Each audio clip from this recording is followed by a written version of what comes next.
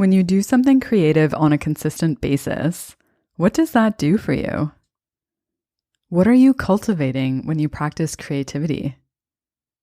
You're listening to Pure Light, where we explore how you can believe in yourself and be happy with who you are. My name is Ailey. I'm a coach, writer, and yoga and meditation teacher. This is episode 132. I talked about creative energy in the last episode and how you can either use it to create something or potentially let it destroy you. In this episode, I wanted to expand on the benefits of creativity because when you look at it as a practice, it's pretty amazing what it can do for you. So before we get into that, I want to touch on what is a practice, because you may be wondering, what does she mean by that? So what is a practice? It's something that you do on a consistent basis. So it has a rhythm and an intentionality. It has a purpose. And that purpose could be a number of things. It could be to enhance your well-being. It could be for growth. It could be for pleasure or enjoyment. And it could be for anything really that's going to serve you in some way. I've done a couple of creativity practices over the years, and I've always been really clear on my intentions for doing them, which, to be honest, I think is the only reason that I actually ended up doing them. Because if I had started out with the idea that I should be doing this, I probably would have given up. So the first one was to help me rewrite my belief that I'm not a creative person. And it involved me posting a photo a day on Instagram.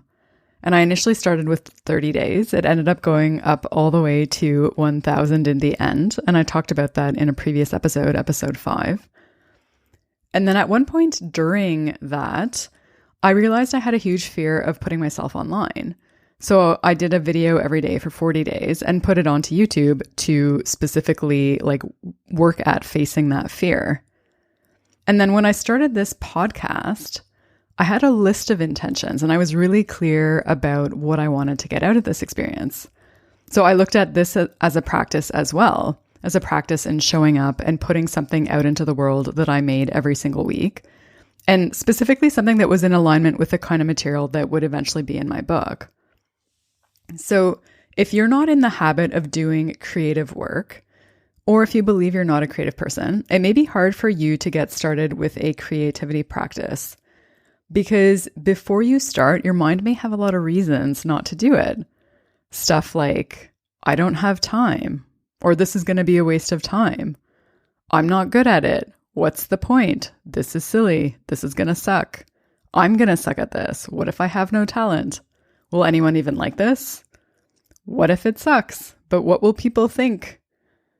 So if you start doing some kind of creative work, it'll likely trigger the voice of fear and self-doubt. And in a way, that's a gift because it's giving you the opportunity for you to move forward in spite of it. Whether or not you choose to do that is totally up to you. But if you practice choosing to move forward, even though that voice is there, it'll be easier to do that in other aspects of life when the voice comes up. Because you'll be creating evidence for yourself that the voice inside your head doesn't have to stop you. In Big Magic, Elizabeth Gilbert said, "Fear is always triggered by creativity, because creativity always asks you to enter into realms of uncertain outcome. And fear hates uncertain outcome. This is nothing to be ashamed of. It is, however, something to be dealt with." So doing creative work is an opportunity to practice facing your fears and embracing uncertainty. So let's assume you decide to move forward and deal with that fear and face it and make something.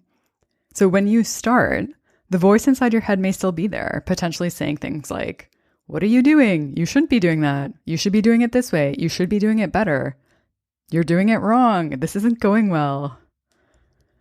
And again, if this stuff comes up, it's not a problem. It's a gift because it's giving you the opportunity to keep going in spite of those thoughts, in spite of those ideas and questions and judgments. So again, you're proving to yourself that you're capable of moving forward in spite of the voice inside your head. And then let's say you finish whatever creative thing you're working on. Maybe you baked a cake or painted a painting or wrote a blog post. So if your mind tends to focus on the negative, the voice inside your head may say things like, you should have done it better. You should have done it this way. This didn't turn out the way it was supposed to. And again, this is not a problem. It's an opportunity to create a new way of relating to that voice. Maybe it's true that the thing you made could have been better. And maybe it's also true that that doesn't mean that you can't appreciate it. Maybe this is an opportunity to find the space within you for both of those ideas to be true. You may have an idea in mind about what the thing you're making is supposed to look like or turn out like, and it may not actually end up being like that. So then you have another choice. You can keep focusing on what you think it should have been and struggle internally and create negativity and resistance within yourself. Or you can accept the creation and appreciate what you've done and appreciate yourself for the fact that you even showed up in the first place. So the more that you practice making these choices, the more you'll be training your mind to choose to move forward in spite of the voice inside your head. And when you practice doing this on a consistent basis, it creates a lot of positive qualities in you. It cultivates self-leadership because you're the one deciding what you're going to create and how to move forward. It also cultivates your decision-making muscle because creativity is about constantly making choices, starting from that blank slate and then bringing something into being. It also cultivates courage because it's a practice of facing the unknown. So you're constantly facing your fears. It also helps you cultivate acceptance because it's a practice of being okay with however things turn out. And it also cultivates willingness because it really is about showing up and being willing to see the thing through. And here's another thing that happens. So at the beginning, you may be thinking through every single decision you make during the creative process. So for example, if you're painting, you might say, what color should I use? Where should I put it? What kind of stroke or shape should I make? What should I do next? But eventually with practice, if you choose to do something that you enjoy, and that is key, you'll probably get into the flow where you're not even thinking about it and you're just trusting your instincts about what to create. So you're acting on your creative impulses and learning to trust them through this process. So in so doing, you're cultivating your ability to be yourself, your true self, to trust yourself, to trust those instincts of yours and listen to the ideas that come from beyond and bring them into being. So if you haven't read Big Magic yet, I would highly recommend you do that. And there's one more benefit that I haven't gotten into in this episode. I'll talk more about it in the next episode, so stay tuned for that. Thanks so much for listening.